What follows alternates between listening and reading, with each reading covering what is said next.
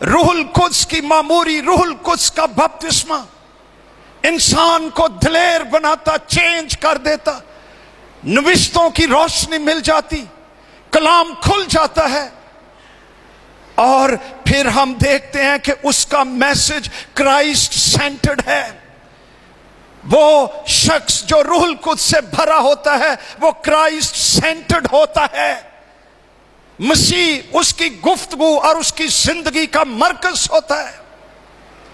अगर कोई शख्स दावा करे कि मैं रूहुल कुद्स से भरा हुआ हूं, लेकिन अपने आप से भरा हो, अपनी बातें, अपने मंसूबे, अपनी कामयाबियां, अपने आप को उसने सेंटर में रखा हो, तो वो पाक रूह से भरा हुआ नहीं होता, वो अपने आप से भरा होता है। रूहुल कुद्स से भरा हुआ शख्स खुदावंद यीशु मसीह को जलाल देता है अपने कामों से, अपनी गुफ्तगू से, मुनादी में, हर एक चीज में वो क्राइस्ट सेंटर्ड होता है। हालेलुया। जब उसने मुनादी कर ली, मसीह को जलाल दिया, 37 आयत में लिखा है, वर्स 37, जब उन्होंने ये सुना, मैसेज सुना मसीह का, तो लिखा है उनके दिलों पर चोट लगी। ये this is the work of the Holi spirit. ये रूहुल कुद्स का काम है, गुनाहगार के दिलों को छूना, चोट लगाना, कायल करना, कसूरवार ठहराना, मसीह की जरूरत का एहसास दिलवाना। ये इंसान का नहीं, ये खुदा के पाक रूह का काम है। और ईद पेंतिकोस्त पर ऐसा ही हुआ। कहने लगे हम क्या करें? पतरस उनकी रहनुमाई करता है, तौबा करो, पानी का बपतिस्मा लो, तुम्हें भी रूहुल कुद्स मिलेगा। यह वादा सबके लिए है। पाक जिंदगी गुजारो। 3000 लोगों ने पानी का बपतिस्मा लिया। यह रूहुल कुद्स का काम है। ईद पेंतिकोस्त, इस ईद का ताल्लुक फसल की कटाई के साथ है। यह फसल काटी जा रही है। 3000 लोग तौबा कर गए, एक ही दिन में चर्च में शामिल हो गए। It's a harvest. आज हम रूहुल कुद्स की मामूरी को सिर्फ इमोशंस के साथ इसको जोड़ रहे हैं। रूहुल कुद्स का बपतिस्मा क्या है? हम समझते हैं सिर्फ गैर जुबाने बोल लेना ही रूहुल कुद्स का बपतिस्मा है। हाँ, इब्तदाई निशान है, लेकिन पाक रूह से भरा हुआ शख्स ये फसल की कटाई करता है, रूहें जीतता है, मसीह को जलाल देता है। अगर ये नहीं होता तो आप सोचें और गौर करें, ये होता क्या था? पुराने अहदनामे में 3-4 ईदें यके बाद दीगरे आती थी। कभी कभी मैं जब पढ़ता हूं पुराना अहदनामा तो मैं गौर करता हूं, खुदा ने अपने लोगों को बहुत सी ईदें बख्शी कि मेरे हुजूर में शादमान रहो। पहली ईद फसा की ईद, यह निसान के महीने में 14 तारीख को होती थी, जब बनी इसराइल मुल्क मिस्र की गुलामी में से निकले और उन्होंने बर्रे को सबा किया और अपने चौखटों पर खून को लगाया और फिरौन और मिस्र की गुलामी में से निकल आए। ये उनकी फसा की ईद थी और उनकी कौम की बुनियाद थी। नए अहदनामे में यह पूरी हुई। हमारा फसा, हमारा बर्रा, कामिल बर्रा खुदा का बेटा यीशु मसीह है, जो सलीब पर हमारे लिए ज़िबा हुआ, जिससे हमारे गुनाह धुल जाते, दिल पाक हो जाते, हम नए मखलूक हो जाते हैं। हमारा भी फसा यानी मसीह कुर्बान हुआ है। नए अहदनामे में इसकी तकमील है।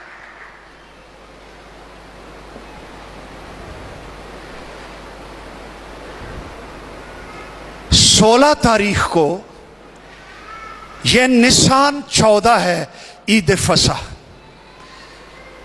15 को वैसे बेखमीरी रोटी की ईद शुरू हो जाती थी। यह है ट्रिक जे। ते 16 नू इसको कहते थे पहले फलों की Eid, the feast of the first weeks. और वो जौ की फसल का पूला लाते थे, उसे खुदावंद के हुजूर में हिलाते थे और खुदावंद उस पूले को, गोया के सारी फसल को वो कबूल करता था। वो इकरार करते थे कि खुदावंद, खुदा ने हमें बारिश दी, मौसम दिए, सब कुछ दिए, हमारी फसल पक गई। उसकी वफादारी का शुक्रिया अदा करते थे। हमारे लिए पहले फलों की हफ्तों की ईद क्या है? यीशु मसीह का जी उठना, हमारा पूला हलाया गया, रेजरेक्शन, रूहुल कुद्स की ताकत से मुर्दों में से जी उठा। ये पूला ऐसा हिला कि सारी दुनिया को और तारीख को हिला कर रख दिया। और ये यीशु नासरी आज भी जिंदा है। Hallelujah, hallelujah.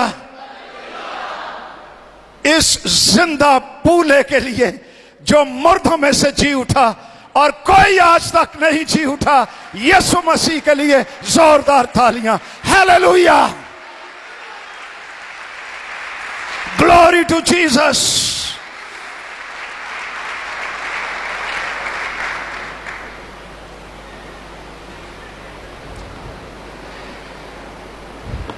इसके बाद कलाम कहता है, अहबार की किताब 23 बाब में ये सारे हवाले हैं। आओ पढ़ लेते हैं। ईद पेंतीकोस्त है, तालीम पाइए। आइए निकालिए अहबार की किताब 23 बाब।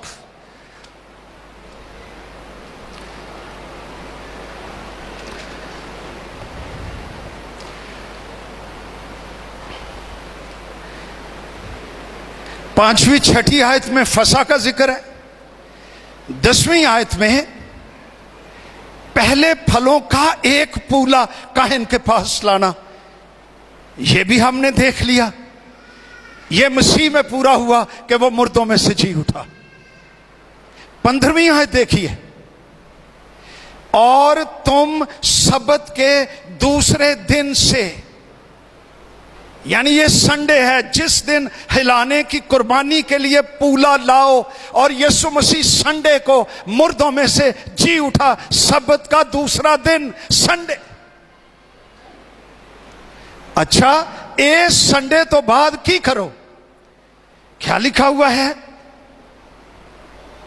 गिनना शुरू करना जब तक 7 सब्त पूरे ना हो जाएं। कितने सब्त? ते 7 साते हैं 49। असी इंज हिसाब सीखने सा, तुसी आज कैलकुलेटर ते सीखते हो।